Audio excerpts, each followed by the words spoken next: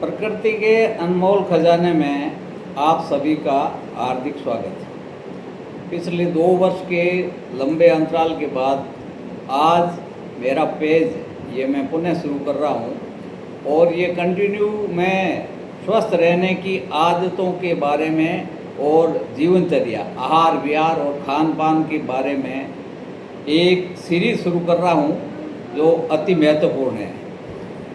और पश्चिमी राजस्थान में उगने वाली जो वनस्पति है उनके क्या औषधि महत्व है और उनको अपन स्वस्थ रहने में किस तरह से उपयोग करते हैं, इस संबंध में भी बहुत ही अच्छी जानकारी और सटीक जानकारी आपको उपलब्ध होगी। कहता है कि मनुष्य के शरीर में कफ, पित्त और वात ये जो अनबैलेंस हो जाते हैं, इससे है जो व्यक्ति बीमार होता है। तो अपने आहार विहार और खान पान में अपन ऐसी चीज़ों का उपयोग करें जिससे अपने शरीर के अंदर कफ, पित्त और वात इनका बैलेंस भी बना रहे और व्यक्ति स्वस्थ रहे। कफ कब बढ़ता है, वात कब बढ़ता है, पित्त कब बढ़ती है और इनका निदान क्या है। आज इस संदर्भ में कफ, पित्त और वात तीनों को बैलेंस करने का सबसे एक छोटा सा मैं एक उदाहरण देता हूँ। जो चूना सामान्यतः लोग है जो जर्दे के अंदर लगा के खाते हैं या पान के ऊपर लगा के खाते हैं, यह एक ऐसा पदार्थ है जो कैल्शियम है और व्यक्ति के शरीर के अंदर कैल्शियम की सर्वाधिक आवश्यकता होती है।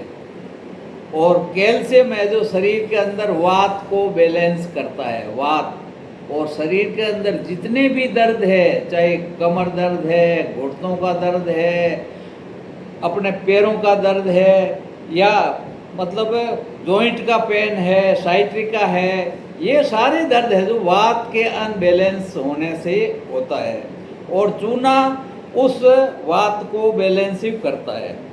अपने पूर्वज इतने समझदार थे कि पान के साथ में चूना लगा करके खाते थे और पान में ये गुण है, पान की पत्ती में ये गुण है कि पान है जो कफ और पित्त दोनों को बैलेंस करता है और चूना है जो वात को बैलेंस करता है। इसलिए बिना कत्थे का पान, सिर्फ चूना लगा हुआ पान है जो स्वास्थ्य के लिए कफ, पित्त और वात तीनों को बैलेंस करता है। आज का जो वीडियो है वो चूने के गुणों के बारे में मैं बता रहा हूँ। चूना है जो कहाँ उपयोगी है और ये किस तरह से है जो अपने को खाना चाहिए। चूना यानी कैल्शियम, और कैल्शियम अपने शरीर की जितनी भी हड्डियाँ हैं सारी है जो कैल्शियम से बनी रहती है और व्यक्ति के जीवन भर कैल्शियम की आवश्यकता रहती है। और 50 वर्ष की उम्र क्रॉस करने के बाद में व्यक्ति में कैल्शियम की कमी होनी शुरू हो जाती है। फिर उसके अंदर है जो कैल्शियम की कमी की वजह से उसमें वात बढ़ता है, वात बढ़ने की वजह से उसके शरीर के अंदर दर्द बढ़ता है।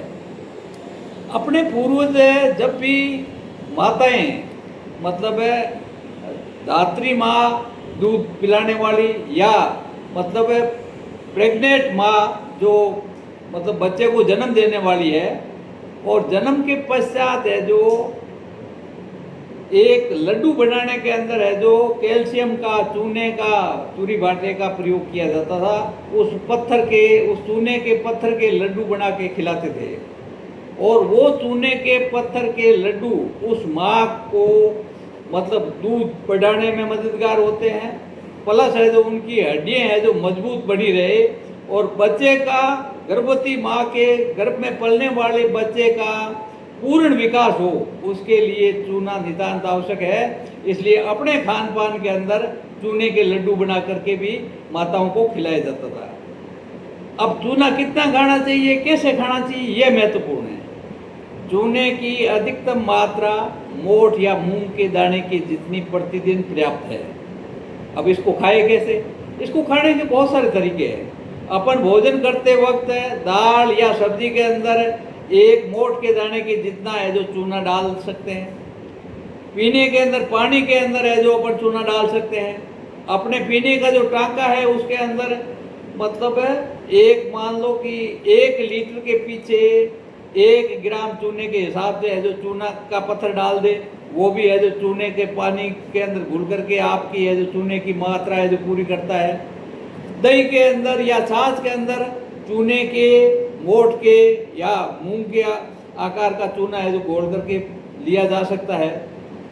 ये सारे जो विधि है खान पान में जब अपन चूने का इस्तेमाल करते हैं तो अपने शरीर के अंदर वात नहीं बढ़ेगा, वात नहीं बढ़ेगा तो कम से कम दर्द नहीं होगा। अब कई लोगों के अंदर है जो पथरी की शिकायत होती है, जिन लोगों के ब्लैडर गाल ब्लैडर में या किडनी के अंदर स्टोन बनता हो, वे लोग है जो इस चूने का सेवन नहीं करें।